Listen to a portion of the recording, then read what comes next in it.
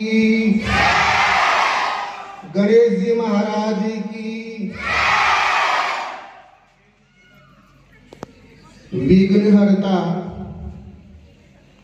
बुद्धि के प्रतिरूप, रिद्धि सिद्धि के दाता,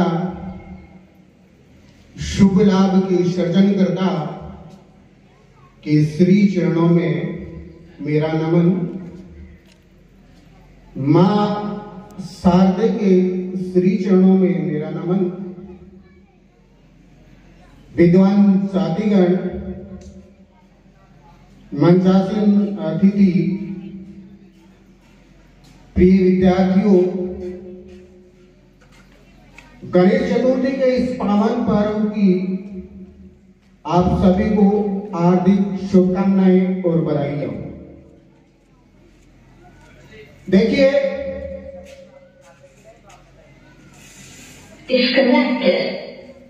चाहे कोई देवता हो, भगवान का रूप हो, महामानव हो और कोई प्रसिद्ध व्यक्तित्व हो, उसको याद क्यों किया जाता है, उसकी जयंती क्यों मनाई जाती है, उसके पीछे उन्होंने जो कर्म किया, जो कार्य किया,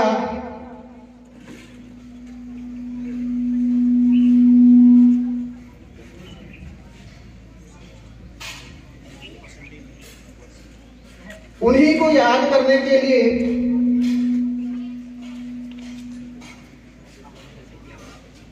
और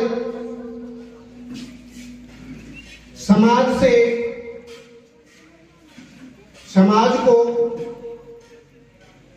आगे बढ़ने के लिए उनसे क्या सीख मिलती है, इसलिए ये जयंतियां, ये पर्व मनाए जाते हैं।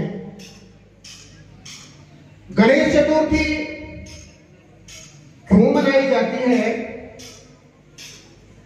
इसको मैं गणेश जी की जो पौराणिक जो कथाई है, कुछ कथाई है, उनके माध्यम से उनके जीवन का महत्व और इस जयंती के महत्व को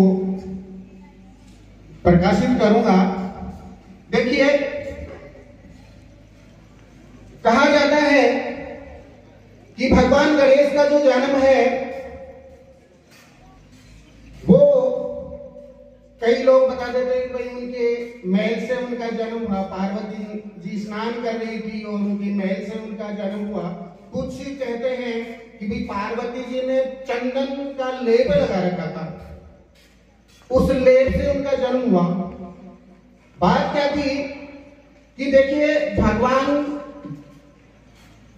शिव जी थे, वो क्या है, ज्यादातर जंगलों में रहते थे और तपस्याओं में रहते थे और उनके गण भी उनके साथ चले जाते थे।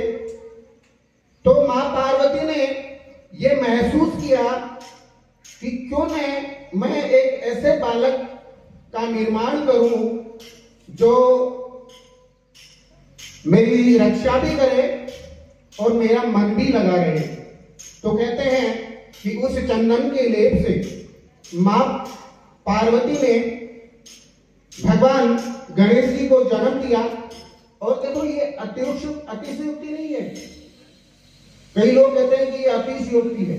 आज साइंस भी इस ओर अग्रसर है कि बायोलॉजिकल रूप से मानव के शरीर की कुछ सेल लेकर के, और वो इस अग्रसर है,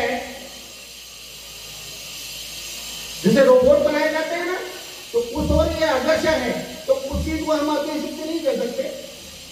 तो मां पार्वती ने गणेश जी को जन्म दिया। अब क्या हुआ, वैसे प्रकाश डाल दिया है टोटमन जी ने पूरा, मैं संक्षिप्त में फिर से प्रकाश में थोड़ा सा इसको और बताना चाहूंगा। अब देखिए,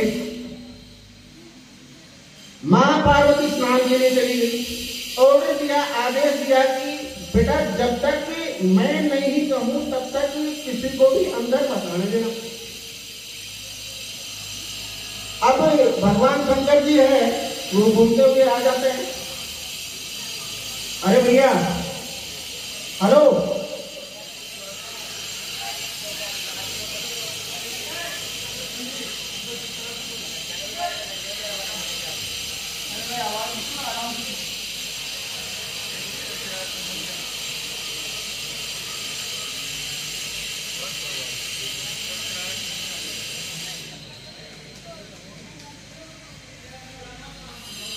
रोजमर्री बंद कराओ इसको।